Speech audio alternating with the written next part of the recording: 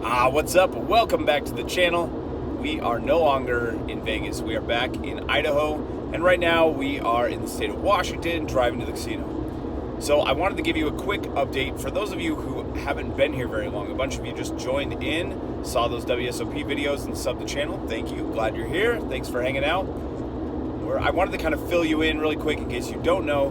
This is a channel of both poker and investing. The goal is to see if we can take the poker winnings from this channel and run them up in the stock market. We're shooting for 6 figures at this point. We hit 5 figures for the first time last year, which was pretty cool. And now we're going to see if we can make it 6 figures. So we're on our way. We got about $13,500 in the investing account. We're making trades there, doing some fun things. But whenever we have a win at the poker tables, we got to smash some more money into the account so we can buy some more stocks. Today we're looking to buy Union Pacific Railroads, which is UNP as the ticker symbol. It's about $226 per share. I can get into the reasons that I'm buying it at another time, but we're going to go see how many shares we can win tonight at the table. I can't film at the table at Quest. Let's get out to Quest and get this mission started. I'm never so packed for the stack, never lied on the rap, got a bag from the way that I write it. Queen looking Tyson, do that ass survive, doing 80 to the house, then I hit her to the sky, change haters on a tirade, talking to the... So I can't film at the tables here at Quest, but I still have some great hands that I want to go through with you. I think you'll enjoy them, and I've got some breakdowns in between when I stepped outside and talked with you guys, so you'll see that as well. Well, this night started off as cold as a 7-Up Slurpee, as cold as ice, and I know what you're thinking. Can I sign that man to a record deal? You can reach out in the comments below, but I'm telling you, I'm holding out for the big money. All right, here are my thoughts at the time when this thing started absolutely terribly. We are 3.5 hours in, have not won a hand. We have chopped a pot. We have lost a bunch of flops and whiffed a lot of things. Chips are flying, so action's still good. Just gotta get real patient, real patient. When a fighter's in a fight, he gets hyped up, gets pumped up, gets the adrenaline going. When a poker player's in a fight, you get real patient. Anyway, so we're gonna get back in there. I think we still have some chances. It's about 11:30 at night. People are getting out of the concert. There was a Third Eye Blind concert tonight, and people were real drunk, and you can hear them, I'm sure, right now. Having a good time. But shout out to you, Cameron. Cameron came and stopped by and said, hey, saw me in playing in the 1-3 game, says he plays here all the time. But yeah, Cameron, thanks for saying hey. Good to meet you, man. All right, we're going to get back in there, stay patient, see if we can run up a stack, get some money back, at least get to even stack 500. Let's go. All right, absolutely nothing has gone my way up to this point. I have a $450 stack in the small blind, ace of clubs, 7 of clubs, limps around to me. I don't do a lot of limping, but in this spot, I basically am going to hit the nut flush or I'm going to have nothing, right? My hand is not that good, so I'm going to go ahead and throw in the $2. I'm comfortable limping here. Don't really want to bloat this thing out of position and try to play when I know I'm going to get called by multiple opponents anyway. Well, the big blind decides he's going to raise. He makes it $30, and everyone calls. So now when it gets back around to me, okay, I'm fine. I'm still want to just see a flop, see if I can make the nut flush. The flop, however, is not the nut flush, but it's pretty good. We get ace 6-7 rainbow, so we have top 2. I'm going to check it over in flow to the pre-flop aggressor, who bets $100. Perfect. He's going to have all kinds of ace king, ace queen. Let's hammer him here. So I make the call. The turn is a 5. I check it over to him. He checks back. Shoot. I would have some check raises on the flop, decide not to have one here. I'm going to basically protect that range where I would be doing a lot of check calling and with like an ace X hand, expecting him to bet again on the turn. When he checks back, it's not ideal. However, our stack is set up so we can jam it on the river, which we do when the deuce comes in. So a deuce shows up, jam the stack, and my opponent does not snap call. He does not fold right away. Goes deep into the tank. This is good. Means we're not beat. Now we just need to see if we can get a call. He decides he will call. And so finally, it's 4 hours in. We're scooping some chips. We got a nice pot coming our way. The rebuild has begun. For this next hand, I have a stack of $900. I'm in the low jack with pocket jacks, or the low jack jacks as they are sometimes called. I raise to $30 in a straddled pot. It gets around to the hijack, who now makes it $75. This is a really weird small 3-bet, and I'm not going to go away for that price. I make the call. The flop is Jack 10-6 rainbow. I check it over hoping to check raise, but it ends up checking through. That's okay. I think we're going to have plenty of opportunities to get some money in. So when the turn comes in a 4, I'm going to go ahead and lead for $65, and my opponent makes the call. The river is disgusting. It's a queen of clubs. This is not what I wanted to see. It brings in all kinds of stuff that's beating me. But I wanted to talk about this spot because I end up betting $175. And I know some of you out there are going to go, what? Sean, you magnificent idiot. You're going to pay off a better hand. Hear me out. This is one of those spots that I think separates the men from the boys. You got to be willing to bet in a spot like this because you're not going to check fold your set. You're going to check call, right? So if I'm going to put the money in anyway against worse, I need to be willing to lead here and be wrong some of the time so that I can get paid by worse hands like a 2-pair combination that just says, I can't get away. I made a good hand. I'll throw in the call. My opponent ends up folding, so none of this ultimately matters, but I thought it was an interesting spot and a spot that was worth talking about with you guys. Next one is a doozy. I get ace of hearts, queen of hearts in the big blind. There's an open to $20 from the button, and then a call from the small blind who has played maybe one hand in the last 3 hours. His VPIP is like, I don't know, I'm going to pull a number out of thin air, 0.4%. It's not much. Anyway, he makes the call, and it comes back to me. I make it $100 to go with the suited ace queen. It goes call on the button, and then the small blind calls as well. This is not exactly what I was expecting to happen, but that's okay. Now we just need some help on the flop, which shows up on a queen of clubs, 10 of clubs, 3 of diamonds flop. Okay, we have top. That feels pretty good. Checks to me, I bet $175. The button folds. The small blind raises to $575. Oh, no. This guy hasn't played any hands, and now he wants to play for all the chips. As I think it through, I just think, what should he have? He shouldn't really have pocket queens. Occasionally, you'll see something like, a suited ace king or ace jack where people are like really passive. They might just call and then call again. So he could have ace jack of clubs or ace king of clubs. We can give him those two combinations. Other than that, I think he has a set of 10s. I don't know what bluffs he has. He hasn't played any hands, so it's hard for him to be out of line here. I end up thinking about it for like 3 minutes. I make the fold. I want to hear what you would do in this spot because it was brutal when he laughed and turned up ace of clubs, 8 of clubs. Good on you, man. I'm impressed you made that bluff, but I just didn't expect to see that after 3 hours of folding that he would get involved with such light holdings. Oh well, he got those chips. The next hand of interest is 6 of diamonds, 5 of diamonds from middle position. I've been opening a fair amount. I'm going to mix in some lighter holdings here. I make it $18. The player to my left is John. John is mixing it up, man. He's beating the snot out of me with these 3 bets. John, stop it, dude. He's been getting after me. He makes it $44. There are now 3 callers behind John. Okay, so I didn't expect this at all. It gets back around to me. Now there's a lot of dead money out there. Now I could have just jammed my entire stack, but I think that almost looks bluffier than anything else. And I go ahead and make this $315, basically saying, hey, we're going to play for our entire stack, assuming I'm going to get a fold from everybody except maybe John. John's been 3-betting me a lot, so I think his holdings are going to be lighter. I don't think he's going to make the call. He folds. My next opponent makes the call. No. And then it goes fold back to me. I was really expecting this to be a fold. Now I don't know what we need to dodge. Flop is a 6, so we have some hope. But by the end, we don't improve further. She shows pocket jacks, and this pot is hers. I really thought I'd be taking this thing down pre-flop. Unfortunate that it worked out that way, but a nice call on her part, I suppose. Now things have gone pretty terribly. I'm stuck a lot, and we have $300 left in the stack. I'm the straddle for this one. There's an open to $20 and a couple of callers. I make the call with 6 of clubs, 8 of clubs. We go to a flop of 7 of clubs, 7 of hearts, deuce of hearts. This is terrible. This is not what we wanted to see at all. We're going to be letting this one go as long as somebody makes the bet. I check, but it checks through. Turn is the 9 of clubs. Okay. Well, now we're open-ended with a straight flush draw. Things just improved quite a bit. It checks around to the button, who makes a bet of $14. I make the call. The player to my left, who is John, John, stop it. He makes it $80 here. I kind of like this play from John. There's a lot of weakness. He can represent that he's like slow playing a 7 or something or a boat. So I don't mind this at all. But I don't think he's going to have it as often as another player would at this table. Again, he's been making some moves. I end up ripping it, and I still get 2 callers. Nobody shows any cards, but I say, guys, I'm in bad shape. I need the one-time miracle from the sky. And it shows up. Woo! The 5 of clubs comes in for the straight flush.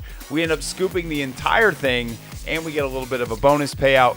We end up slightly ahead after a couple more hands, and we book a very, very small win on the night. This night wraps up, and it would have just been an incredibly small win. but I end up having some time to go into the card room before work the next day, and that's where it gets way more fun, and this session is actually turned into a nice big win. Let's talk about that. Well, end of the night, that was a crazy session. I really wish I could film here because those were some fun hands. But at least you're going to get to see the breakdowns and the hand histories. It was good. The whole night, wild swings. So we started out down 600, finished the night up. What did we finish the night up? Finished the night up $45. So, not ideal. It's not a share of UNP, but it's going to buy us some stock. I want to share this hand with you, and I brought up Pile Solver to do so, but I want to give you some context for this hand before we talk about it. So the player to my right, when I sit down, his girlfriend's sitting with him. His chips are kind of piled unevenly. He's playing a really high VPIP. He just doesn't seem like a typical poker player. He looks like a casual guy who maybe wandered in from the casino. To confirm my suspicion, a couple hands before I play a hand against him, the guy to my left plays fairly straightforward. He ends up getting queens. He raises pre-flop. The flop comes ace, king, queen. The player leads out for a small amount. Player to my left raises him. He calls. The turn is a 10. Check. He bets. He calls. The river's a jack, so then the straight's on the board. It goes check, check, and it shows king 6 offsuit versus a set of queens. So to give you an idea of where this player's at, he made a pair, and it doesn't matter that there's a 4-liner to a straight, that the opponent's being aggressive, all that stuff. He's just going for it. So that's some context, right? Playing a lot of hands, willing to stick with almost anything. So now I get a hand against him where I get pocket jacks. I make a raise and an open, and we end up getting 3 callers. He's one of them. So we go to the flop. The flop is jack of diamonds, 8 of spades, 6 of diamonds. And normally, you can see here that I've given him a really wide range. He's in the big blind. I opened early position. We're 650 effective. And really, his range should just be a check. But he doesn't choose to check. He chooses to lead for $30. Now, when it gets to me, I've got players behind. This doesn't solve for other players. So ultimately, though, they're going to end up folding. It's not going to matter a whole lot. We're mostly heads up, other than the fact that, we're in this configuration where we started with other players. So the solver does not account for that. However, I'm going to go ahead and look at my options here. I made it $100, and you can see that the closest I got here was $99. But you can see that that is the preferred strategy, right? If I'm holding jacks here, you can see on all these combos on the bottom right that I'm looking at a raise to 100 most of the time. I can call, I can raise to a smaller amount, but most of the time I'm going to go to 100. So I raise to 100. And it goes back to him. Now, I wanted to show you his range here because I think this is really interesting. His range is so scattered, it's so all over the place on this board that he has to defend with almost everything in his range. Like, not everything, but look at the stuff he has to defend with. 6 deuce suited. He has to make a call here, right? He needs to be calling with all these twos. And basically, anytime he has a pair, he's calling. And the only things he's getting away from are the things that just have absolutely no piece of this board. But because he opens so wide, he actually needs to defend more. And this is funny because I know he's going to defend a lot, especially when he leads out. I know he has a piece, so I expect him to call the initial raise. But it's just amazing to me that he actually should be calling a lot. and that there's not a ton that he's supposed to be folding with. So I expected the call when I made this bet. Your bottom pairs with weak kickers need to be called here. Jack 5 suited, like, you have a top pair, but it's not even good. Like, you just, a lot of these hands are such garbage, but you have to defend with them because you've chosen to open so wide. So that's a really interesting piece. Now, my opponent makes the call, which I expected, and the turn is the 6 of spades. Ka-ching! We're getting paid now for sure. The question is, can we continue to get paid? So what hands am I giving him here? First of all, he's going to check to me, but what hands am I giving him that makes sense for him to make the call with? Some jacks, some diamond draws, and maybe some 2 pair hands with 8-6, maybe some straight draws. There's a lot he can have here that he can be defending. I don't want him to get away, and so what I chose to do was to go really small. I went to 125. Now this surprised me, but you can see that the solver's actually going to choose the smaller sizing at about the same frequency it does the larger sizing. So whether I'm betting 125, which is 45% pot, or I'm going up to $195, which is almost 70% pot, you can see that really it's choosing those pretty evenly, and I expected it to choose a larger sizing more often, but I just think the way that it sets the pot up for a jam, it almost doesn't care because you're going to be able to jam either way. So I chose the smaller sizing to just keep him in, to drag him in. So let's see what it does. If I bet 125 here, you can see that he's supposed to be calling 61% of the time. And if I go back and I bet 195, you can see his call frequency should go down to about 47. Now, regardless of what the solver does or says here, I will tell you that his call frequency will probably drop further if you choose that larger sizing in a live cash game where people aren't thinking like a computer, especially this guy who wouldn't know balance if it was a steamroller actively running him over. Like, he does not understand balance. He doesn't know like how to put a bluff in and how to maximize your range with this like horrible polarization so that nobody knows what to do against you. He's just thinking, I have a pair or whatever he has. I have a draw. I have whatever, right? So that's what he's thinking. So I want to keep in as many combinations as possible. I bet $125, and he ends up making the call. Now, again, you can see looking at his range, he's still only supposed to be folding 30% of his range here, and you can see there's tons of calls on the board. Still, lots of these like really soft and ugly hands that now have trips, but even like 8-4.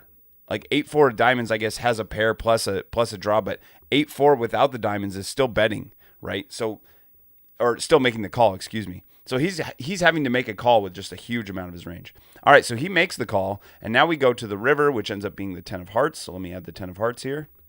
10 of hearts now, and I'm going to go ahead and rip it. You can see that he's supposed to check, which he does. And now I have a pretty clear jam. So you can see that a lot of what I have here when I get to the river are just these like big value hands. And now that the flush has missed for both flush draws, and some of the straights come in here, right? Some of the straights come in. So 9-7 now has a straight, and a queen 9, like some of that stuff, but probably shouldn't have made it to this point with those hands. Anyway, I feel good. The solver's just putting it in, and that's what I end up doing. He ends up making the call, and I end up scooping all the chips. But now you can see, so he ends up showing King Jack offsuit, and you can see that the solver, when you look at King Jack offsuit here, is folding almost 100% of the time, right? It's folding 90+% of the time with King Jack offsuit. But this is where you get to say, hey, this is an opponent that is not going to fold easily. Now, a quick question for you, if you're, something to think through. If this is the card that comes down, the 10 of hearts comes down, and you have the option to bet or to check, he checks to you. This is a spot where if I had the bluffs, I'm probably not going to follow the solver. We've talked a lot in the past about when you're following a solver, it's really meant to give you a lot of ideas of what you can do, but then you need to actually apply it to the opponent and figure out what you should do. So against this player type that's going to call too many hands pre-flop and then continue calling even when his hand is nowhere near the top, when he just has a pair, if he's willing to put all the chips in with one pair, this is not a player you want to be bluffing. And knowing that this player called so much with King 6 offsuit, I know that I don't want to be bluffing into him. I'm not going to bluff because if he has any piece of it, he's going to call, right? So that even though the solver is showing me how to balance here, I'm not going to take that into consideration. I have no bets from my ace kings, my ace 5, ace 4 suited, these missed overcards with a straight draw. None of those things am I going to be betting with. I either have it and I'm betting, or I'm going to just check and give up. I recognize that this isn't like deep, heavy analysis, but what I wanted to do was kind of just take this opportunity to talk about the solver and talk about how we can use pile solver to our advantage. So again, this is just a spot where I end up raking in a ton of chips. Really, I was playing more exploitative than I was using the solver, but you're never doing just one without the other. The solver is meant to help you exploit better. Exploitation is meant to help you like get to a point where you understand when a player is not that exploitable and you need to glean more GTO. Really, these go hand in hand. You hear a lot of camps that say GTO or exploitative. Both, man. Put those hands together. They belong together. You need to put those skill sets together because they'll help you on both ends. Now, of course, we're going to make mistakes. Of course, we're going to lean too far one way or lean too far the other. But if we were to follow the solver perfectly here, I think we're actually going to have a much lower EV than if we were just to play exploitatively against this player type. Now, the closer people get to playing like a computer, the more you want to play like a computer. The farther away they get from playing like a computer, the farther you want to get away, because there's too much money to be left on the table if you just go with what the solver's telling you. All right, that's it for this hand. Now let's do a quick wrap up. I got money to give away because things went well. Let's talk about it. This is the only major hand worth discussing from that day. I went back and played just a tiny bit more the next day, got about another 2-hour session in, got another small win, and the total of the 3 sessions comes up to $803. That means I've got some money to give away to you. Now let's spin that wheel of cash. Money for homies. All right, we got 8 Patreon supporters as of the recording of this video. If you're not in there yet and you don't know what's happening, anytime I win and get to a new all-time high, I give away 10% of whatever I won. So get in there, get yourself paid, be a homie, and get some money. Let's spin it and see who we're giving money away to. I got 80 bucks. Anytime it's over 50, I split it. So I've got 2 giveaways of 40. Let's spin the wheel twice and award some cash. Let's go.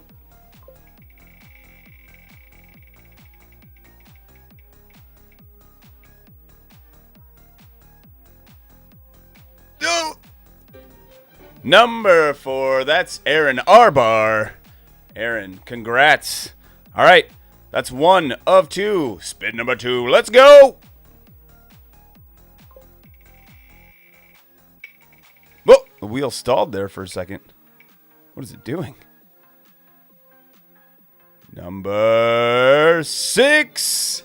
Once again, $40 coming to you, Arbar and Dave and Max. Thanks for supporting the channel. Money is coming your way. Also, we need to put money into the account really quick, and I will show you the new balance right here.